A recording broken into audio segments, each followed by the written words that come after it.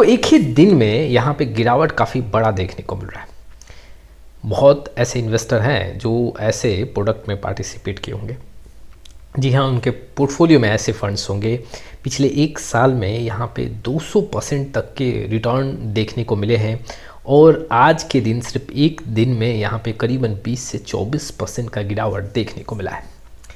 आज के वीडियो में हम क्या विश्लेषण करेंगे, जानेंगे कि आखिर कहाँ पे सबसे ज़्यादा दबाव है और आखिर ये गिरावट हुआ क्यों है, इसके बारे में बात करेंगे। और वीडियो के लास्ट में यहाँ पे इन्वेस्टर को यहाँ पे क्या करना चाहिए उसके बारे में भी विश्लेषण रखेंगे। चलिए शुरुआत करते हैं। लेकिन आप में से बहुत ऐसे इन्वेस्टर हैं जिनको पोर्टफोलियो रिव्यू और डिज़ाइन को लेकर प्रॉब्लम है। डिस्क्रिप्शन बॉक्स में आए, डिटेल चेक करें और व्हाट्सअप नंबर के थ्रू हमारे साथ जुड़ सकते हैं। देखो, आज के दिन देखें तो जो सिल्वर के ETFs हैं, जो सिल्वर्स के यहाँ पे फंड्स हैं, वहाँ पे गिरावट काफ़ी ज़्यादा देखने को मिला। उसके साथ साथ गोल्ड में भी काफ़ी ज़्यादा गिरावट देखने को मिला है। यहाँ पे जो आज ETFs में गिरावट देखने को मिला है, स्पेशली जो मिडल बेस्ड ETFs हैं, अब इससे मिलता जुलता म्यूचुअल फंड में भी आज गिरावट देखने को मिलेगा। जी हाँ, जब NAV आज डिसाइड होगा उसके बाद आप चेक कर सकते हो, वहाँ पे भी गिरावट काफ़ी बड़े फिगर में देखने को मिलेगा। अब जो ये गिरावट हुआ है, इससे कई इन्वेस्टर का प्रॉफिट जो है वो काफ़ी कम हो गया है। कई ऐसे इन्वेस्टर मेरे से पूछ रहे हैं कि यहाँ से क्या अब एग्जिट करना चाहिए, क्या प्रॉफिट बुकिंग करना चाहिए, वाकई में क्या डिसीजन लेना चाहिए। चलिए सबसे पहले हम ये देखते हैं कि आखिर गिरावट कितना हुआ है, कौन कौन से ETF में गिरावट देखने को मिल रहा है और इतना बड़ा गिरावट किन कारणों से देखने को मिला है। देखो, सिर्फ वन डे अगर प्राइस चेंज का आंकड़ा देखोगे तो यहाँ पे 20 से 21% का गिरावट है। SBI सिल्वर ETF की बात कर रहा हूँ। यहाँ पे एक साल में अगर आप रिटर्न देखोगे तो 272% का रिटर्न दिख रहा है। ठीक वैसे ही एक्सिस सिल्वर ETF में देख सकते हो 20 से 21% का गिरावट है। वैसे ही नोटिस करोगे तो हर एक जगह जहाँ पे आपको सिल्वर ETF देखने को मिल रहा है 19 से 20% का गिरावट जरूर देखने को मिल रहा है। कोटेक सिल्वर ETF की बात करूँ तो यहाँ भी 19 से 20% का गिरावट है। DSP सिल्वर ETF में भी 19 से 20% का गिरावट है। एडिलविस सिल्वर ETF की बात करूँ, यहाँ भी आंकड़ा वही आपको देखने को मिल रहा है।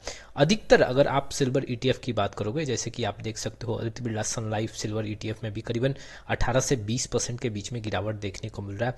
जेरोदा सिल्वर ETF में यहाँ पे 16 से 17%, HDFC सिल्वर ETF में करीबन 16 से 17, रो सिल्वर ETF में करीबन 15 से 16% का गिरावट है। वैसे ही अगर आप देखोगे 361 सिल्वर ETF में 15 से 16% के बीच में है। सबसे कम जो यहाँ पे सिल्वर ETF में दबाव देखने को मिल रहा है तो वो बंधन सिल्वर ETF में करीबन 13 से 14% का गिरावट है। नहीं तो आपको हर एक सिल्वर ETF में यहाँ पे गिरावट ज़्यादा देखने को मिल रहा है। यहाँ पे 14%, 15%, सबसे ज़्यादा जो गिरावट देखने को मिल रहा है 20% के आसपास ICICI प्रूडेंशियल सिल्वर ETF में देखने को मिल रहा है। वैसे ही देखो, अगर मैं गोल्ड ETF की बात करूँ तो ऐसा नहीं है कि सिर्फ सिल्वर में गिरावट है, गोल्ड ETF में भी यहाँ पे गिरावट है। जैसे कि एक्सिस म्यूचुअल का जो एक्सिस गोल्ड एक्सचेंज है, करीबन यहाँ भी 10 से 13% का गिरावट है। अगर Tata silver exchange traded fund की बात करोगे तो 12-13, Tata silver exchange traded fund की बात करोगे तो यहाँ भी 12 से 13% का गिरावट है। बंधन सिल्वर ETF से भी यहाँ पे कम गिरावट नोटिस किया गया है। यूनियन गोल्ड ETF की बात करूँ तो यहाँ 11 से 12% का गिरावट है। ठीक वैसे कोटेक गोल्ड में भी 11 से 12, DSP गोल्ड ETF में भी करीबन 10 से 11% का गिरावट है। तो आप देख सकते हो जो गोल्ड एक्सचेंज जो फंड्स हैं, जो ETFs हैं, जैसे कि निप्पॉन इंडिया ETF गोल्ड 20 की बात करूँ तो 10 से 11% का गिरावट है। सबसे कम जो आंकड़ा देखने को मिल रहा है, जी हाँ, गोल्ड के मामले में जहाँ पे सबसे कम गिरावट है तो वो आप यहाँ पे देख सकते हो। एडिलविस गोल्ड ETF में यहाँ पे करीबन 6% का गिरावट देखने को मिल रहा है। जो गोल्ड के अंदर जो सबसे कम ETF में गिरावट देखने को मिल रहा है, गोल्ड में अगर देखोगे तो गोल्ड में 6 से लेके 10 से 11% के बीच में गिरावट है। अगर वहीं पे आप सिल्वर की बात करोगे तो सिल्वर में गिरावट जो है वो 12 से लेके 20% का गिरावट यहाँ पे नोटिस किया गया है। और देखो, ये कोई मतलब 2 महीने या 2 वीक का डेटा नहीं है। अगर आप ये नोटिस करोगे तो सिर्फ ये आज का डेटा है और आज के दिन में इतना बड़ा गिरावट नोटिस किया गया है। अब देखो, इसके पीछे रीजन क्या है। बड़ा गिरावट देखने को मिला है पिछले एक साल में, जहाँ पे 200% के ऊपर का रिटर्न है। देखो, अगर देखा जाए तो एक तो प्रॉफिट बुकिंग है।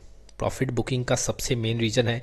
यहाँ पे आज काफ़ी ज़्यादा प्रॉफिट बुकिंग हुआ है, बिकवाली काफ़ी ज़्यादा रहा ऐसे ETFs में और इसके चलते गिरावट काफ़ी ज़्यादा देखने को मिला। दूसरा एक जो रीज़न है, देखो, अमेरिका से एक यहाँ पे न्यूज़ आता हुआ देखने को मिल रहा है कि जो राष्ट्रपति हैं डोनाल्ड ट्रंप, अब आज जो है वो जो फेडरल रिजर्व के नए चेयरमैन हैं उसका वो नाम का ऐलान कर सकते हैं। और देखो, मार्केट में ये चर्चा तेज है कि ट्रंप किसी भी व्यक्ति को फेड का कमान सौंप सकते हैं जो ब्याज के दरों को ऊंचा रखने या डॉलर को, जी हाँ, मजबूत करने की दिशा में काम कर सकता है। अब ऐसे जो पर्सन को वो अलॉट करेंगे, जी हाँ, फेड के चेयरपर्सन के तौर पे, तो हो सकता है कि काफ़ी सख्त होके वहाँ पे नियम बनाए जाएं, काफ़ी सख्त वहाँ पे कानून देखने को मिले, जिससे डॉलर को यहाँ पे थोड़ा सा बेनिफिट देखने को मिले। और देखो, जब जब डॉलर में यहाँ पे तेज़ी देखने को मिलता है, जो मेटल्स हैं, जो स्पेशली जो गोल्ड हैं, जो सिल्वर हैं, वहाँ पे गिरावट देखने को मिलता है। अभी जो है ट्रम्प को ये महसूस हो रहा है कि वाकई में जो मेटल्स हैं वो काफ़ी तेज़ी की तरफ भागते जा रहे हैं और डॉलर का वैल्यू कम हो रहा है, तो यहाँ पे कुछ डिसीजन ले सकते हैं जिसके बेसिस पे सिल्वर और गोल्ड के प्राइस में गिरावट देखने को मिले। और इस न्यूज के चलते भी इन्वेस्टर का सेंटीमेंट्स यहाँ पे आज नेगेटिव हुआ। आपने देखा कि गिरावट कितने बड़े फिगर में देखने को मिला है। अब देखो, इन्वेस्टर को यहाँ पे क्या करना चाहिए। देखो, सबसे पहले इन्वेस्टर को ये देखना चाहिए कि जो मैंने ऐसे प्रोडक्ट में इन्वेस्टमेंट किया है, जो ETFs में पैसा लगाया है, फिर म्यूचुअल फंड्स जो हैं गोल्ड बेस्ड हैं, सिल्वर बेस्ड हैं, उसमें बहुत बड़ा एलोकेशन तो नहीं है। कहीं आपने अपने पूरे इन्वेस्टमेंट बजट का करीबन 50%, 60% एलोकेशन ऐसे फंड्स पे तो नहीं दिया है। अगर आपने दिया है तो एग्जैक्टली उसको कम करें, 10 से 15% के आसपास का एलोकेशन लेके आएँ और बाकी जितने भी आपका पैसा है, जी हाँ, उसमें इन्वेस्टेड है, उसको धीरे धीरे आप रिडीम करें, वहाँ पे प्रॉफिट बुकिंग करें। जी हाँ, अगर इन्वेस्टर यहाँ पे रिस्क लेना चाहते हैं कि नहीं, मैं तो एलोकेशन वाइज नहीं जाऊँगा, मैं रिस्क यहाँ पे ले सकता हूँ, तो मैं वैसे इन्वेस्टर को यहाँ पे एडवाइस करूँगा कि जो भी आपका इन्वेस्टमेंट है उसमें से करीबन 50% को आप प्रॉफिट बुक कर लें और बाकी वहाँ इन्वेस्टमेंट को ज्यों का त्यों आप छोड़ दें, उसका आप 50% का रिस्क ले सकते हैं। देखो, आगे गिरावट होगा या नहीं होगा ये कहना काफ़ी मुश्किल है, लेकिन ऐसे प्रोडक्ट में लॉन्ग टाइम में रिटर्न जो है ऑन द एवरेज आपको 8 से 10% के बीच में देखने को मिलता है। ऐसे मेटल्स बेस्ड जो ETFs हैं उनका काफ़ी ज़्यादा डिमांड देखने को मिला। आज बिकवाली काफ़ी ज़्यादा हुआ, जिससे यहाँ पे काफ़ी ज़्यादा गिरावट भी देखने को मिला।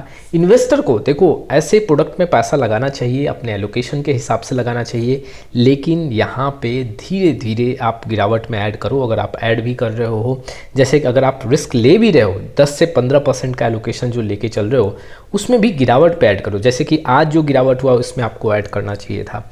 लेकिन जो इन्वेस्टर काफ़ी बड़े एलोकेशन के साथ है, जैसे शुरुआती दौर में मैंने कहा कि आपको थोड़ा सा यहाँ पे प्रॉफिट बुकिंग करना चाहिए 50%, या फिर आप अगर रिस्क मिनिमाइज करना चाहते हो तो अपने एलोकेशन को कम करो। ऐसा गलती नहीं करना है कि अपना पूरा पैसा यहाँ पे लगा दे। कई ऐसे इन्वेस्टर क्या करते हैं, देखो मैं आपको बताता हूँ, उनके पास शॉर्ट ड्यूरेशन के लिए 5 लाख या 10 लाख रुपए आया 5 से 6 महीने के लिए। अब वो 5 से 6 महीने के लिए यहाँ पे इन्वेस्ट कर दिया, अचानक से मार्केट में उल्टा मूवमेंट देखने को मिला, जैसे मेटल्स में आज मूवमेंट देखने को मिला।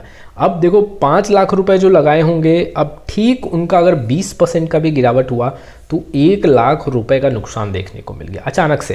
तो ऐसी गलती नहीं करना है, बहुत मोटे मोटे अमाउंट यहाँ पे लमसम नहीं करना है। अगर गिरावट हुआ तो वन शॉट में आपका बहुत बड़ा नुकसान यहाँ पे देखने को मिलेगा। एलोकेशन यहाँ पे डिसाइड करके चलना चाहिए और अपने पोर्टफोलियो को वेल डाइवर्सिफाई बना के यहाँ पे इन्वेस्टमेंट को कंटिन्यू करना चाहिए। तो ये कुछ इन्फॉर्मेशन थे जो इन्वेस्टर के लिए इंपॉर्टेंट थे। आपका क्या राय इस वीडियो को लेके कमेंट बॉक्स में जरूर आए। फिर मिलेंगे एक नए वीडियो के साथ, तब तक के लिए जय हिंद, जय भारत।